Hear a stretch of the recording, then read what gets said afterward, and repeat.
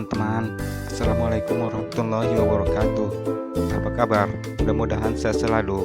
Jumpa lagi dengan kelas ilmu, dan kali ini kita akan membahas untuk soal-soal SKB.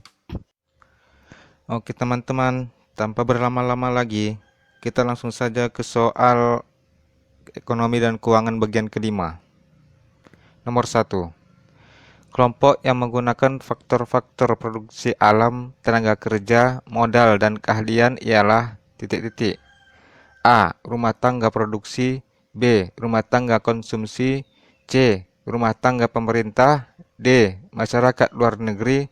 Atau E. Perseroan terbatas.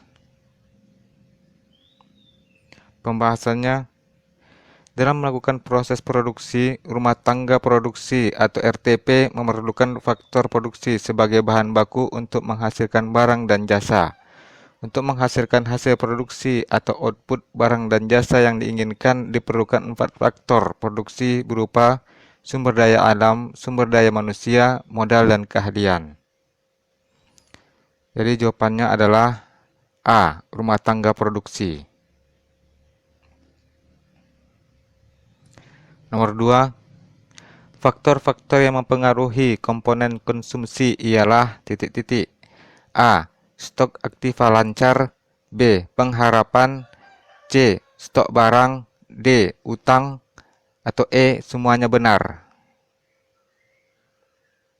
Pembahasannya, faktor-faktor yang mempengaruhi komponen konsumsi ialah: pertama, stok aktiva lancar. Kedua, stok barang tahan lama yang dikuasai. Ketiga, pengharapan. Keempat, utang. Kelima, sikap berhemat. Keenam, perpajakan. Jadi jawabannya adalah E, semuanya benar. Nomor 3. Jika terjadi pengangguran dalam suatu negara, berarti penawaran tenaga kerja lebih besar daripada permintaan tenaga kerja. Pernyataan di atas didasarkan pada teori titik-titik. A. Keynes. B. David Ricardo. C. Klasik. D. Rostow. Atau E. Adam Smith.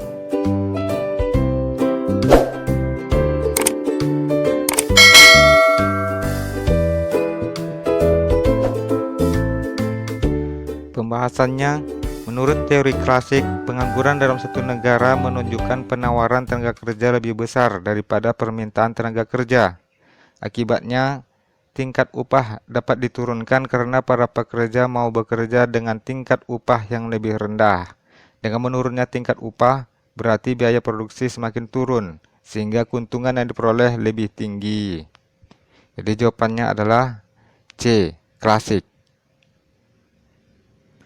Nomor 4. Berikut ini adalah tugas bank umum dan bank sentral. Pertama, pembiayaan untuk mengembangkan koperasi. Kedua, mengadakan analisis dan pengumpulan data perekonomian. Ketiga, mengatur dan mengawasi bank. Keempat, melaksanakan kegiatan pembiayaan jangka panjang. Kelima, pengembangan pembangunan perumahan. Nomor yang menunjukkan tugas bank sentral ialah titik-titik. A. 1 dan 4. B. 1 dan 5. C. 2 dan 3. D. 2 dan 4. Atau E. 3 dan 5. Pembahasannya, tugas bank sentral yaitu: pertama, memperlancar transaksi. Kedua, mengelola kas pemerintah. Ketiga, mengatur dan mengawasi seluruh kegiatan bank. Dan keempat, mengadakan analisis dan pengumpulan data perekonomian. Jadi jawabannya adalah C. 2 dan 3.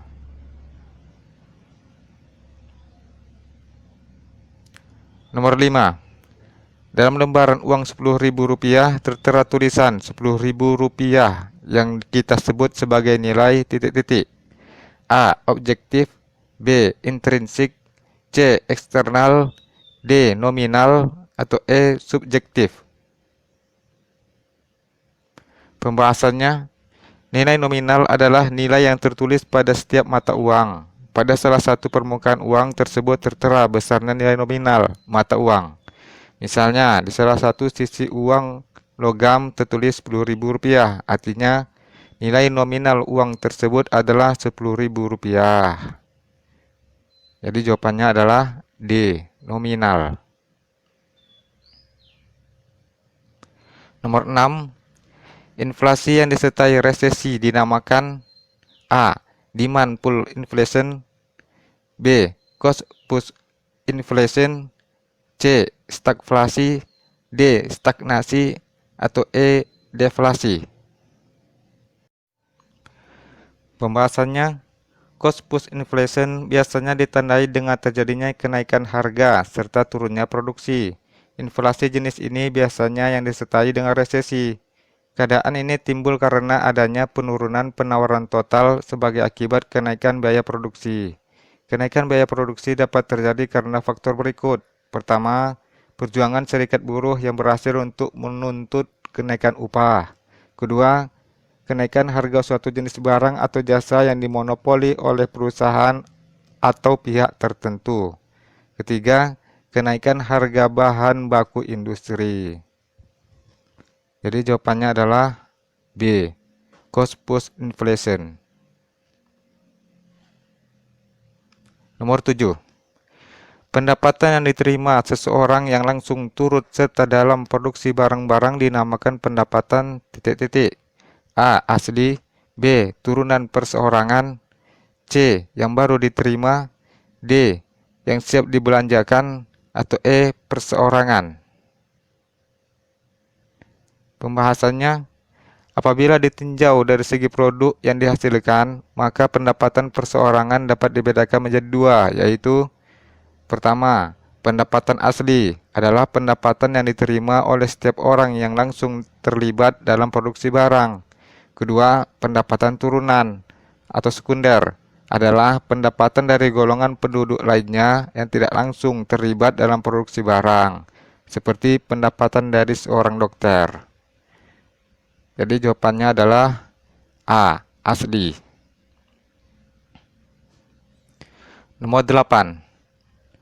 Semua barang dan jasa yang dihasilkan negara dalam kurun waktu 1 tahun, termasuk barang dan jasa yang dihasilkan oleh orang dan perusahaan asing di dalam negeri disebut A. Pendapatan nasional neto, B. Pendapatan perorangan, C. Pendapatan per kapita, D. Produk nasional bruto, E. Produk domestik bruto. Pembahasannya, pendapatan nasional neto diperoleh apabila produk nasional neto dikurangi dengan pajak tidak langsung. Produk nasional bruto adalah jumlah barang dan jasa yang dihasilkan oleh seluruh penduduk dari suatu negara dalam periode tertentu, biasanya 1 tahun, dan dinilai berdasarkan harga pasar yang berlaku. Produk domestik bruto adalah semua barang dan jasa yang dihasilkan negara dalam kurun waktu 1 tahun, termasuk barang dan jasa yang dihasilkan oleh orang dan perusahaan asing di dalam negeri. Jadi jawabannya adalah E, produk domestik bruto. Nomor 9.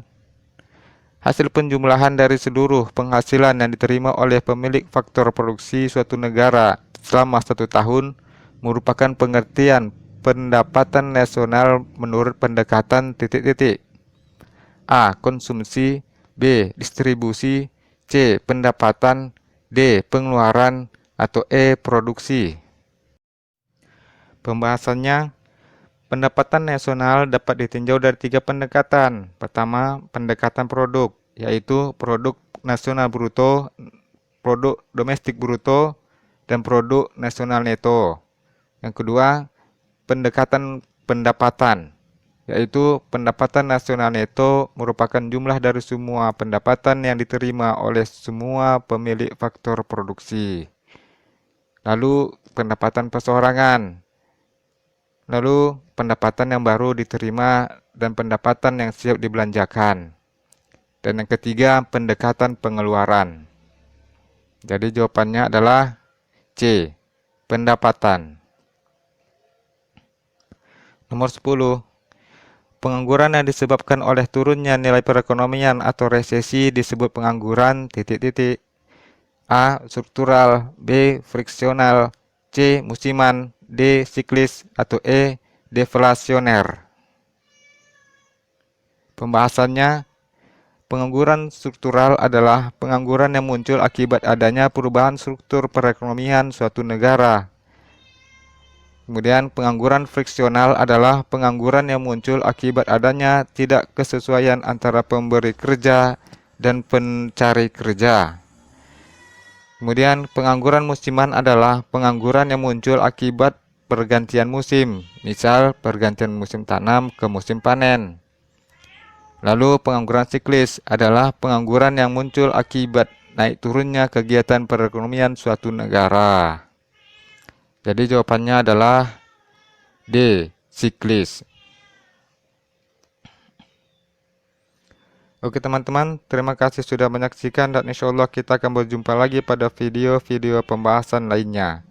Assalamualaikum warahmatullahi wabarakatuh dan sampai jumpa. Bye.